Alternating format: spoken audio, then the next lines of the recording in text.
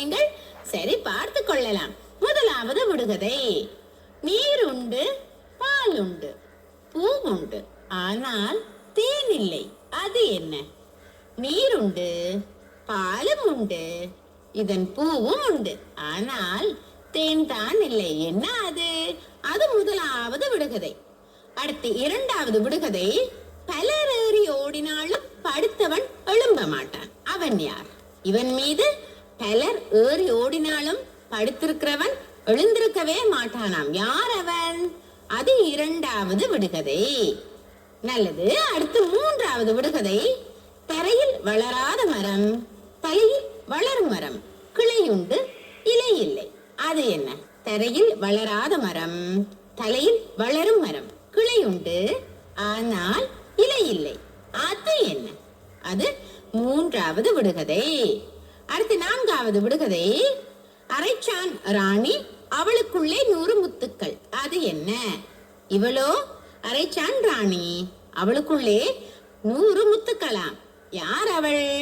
அது நான்காவது விடுகதை. எங்கே இந்த 4 விடுகதைகளுக்குமான விடைகளை நீங்கள் எழுதி வைத்துக் கொள்ளுங்கள். நிகழ்ச்சி நிறைவிலே அக்கா விடைகளை சொல்வேன் தானே, அப்போது அக்கா சொல்லும் விடையோடு உங்கள் விடையும் சரியாக இருக்கிறதா என்று நீங்கள் பொருத்தி பார்த்து சரி பார்த்து கொள்ளலாம். இந்த தம்பி தங்கரின் மூளைக்கு வேலை கொடுப்பதற்காக இந்த விடுகதைகளை எழுதி அனுப்பி இருந்தவர் வெளிக்காந்த பொலனர்வ சேனப்புர அல் அமீன் முஸ்லிம் மகா வித்தியாலயத்திலே கல்வி பயிலும் தங்கை ASF ரிஸ்லா. நல்லது. அடுத்து புதிய தமிழ் சொற்கள் சிலவற்றை தருகிறார். யார் இவர்? கொட்டாரமுள்ள அல்ஹிரா முஸ்லிம் மகா வித்தியாலயத்திலே கல்வி பயிலும் MJM பசாரத். புதிய தமிழ் சொற்கள்.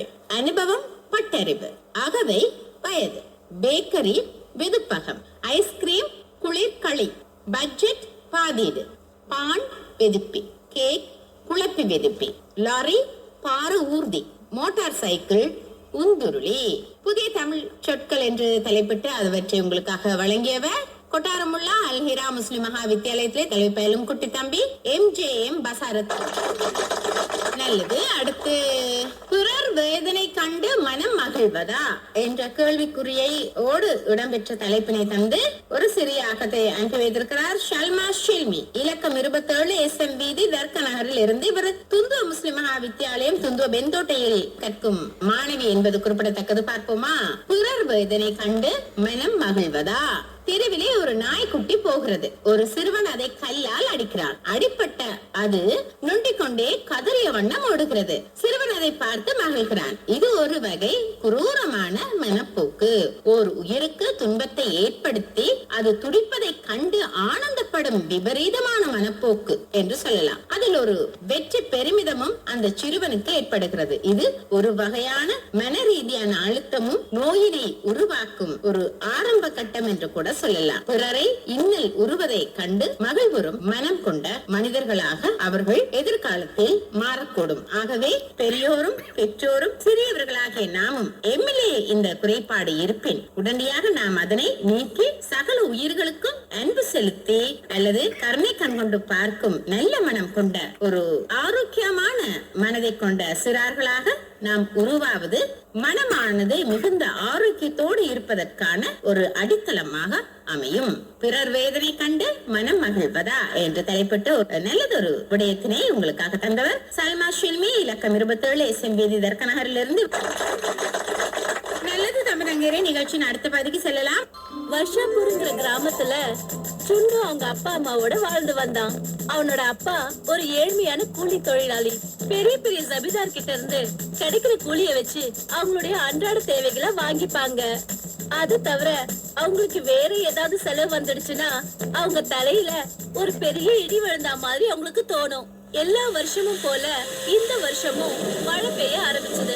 சுண்ணும் கொடை இல்லாம மழையில நனைஞ்சுக்கிட்டே ஸ்கூலுக்கு போனான். லேட் ஆயிடுச்சு. அவனை பார்த்ததும் டீச்சர் சொன்னாங்க, சுண்ணு அங்கே நில்லு, உன்கிட்ட நான் எத்தனை தடவை சொல்லி இருக்கேன் மழையில நனைஞ்சுக்கிட்டு ஸ்கூலுக்கு வராதன்னு. கொடை எடுத்துட்டு வர சொன்னல. டீச்சர் கொடை இருந்தா தானே அவன் கொண்டு வர முடியும். ஒவ்வொரு வருஷமும் தான் சொல்றான் அடுத்த வருஷம் கொடை கொண்டு வரேன்னு, ஆனா கொண்டு வர மாட்டான். சரியான கஞ்சூஸ் பையன். சுண்ணு, நீ எதுக்காக கொடை எடுத்துட்டு வர மாட்டேங்கிற? டீச்சர், என்கிட்ட கொடை இல்ல.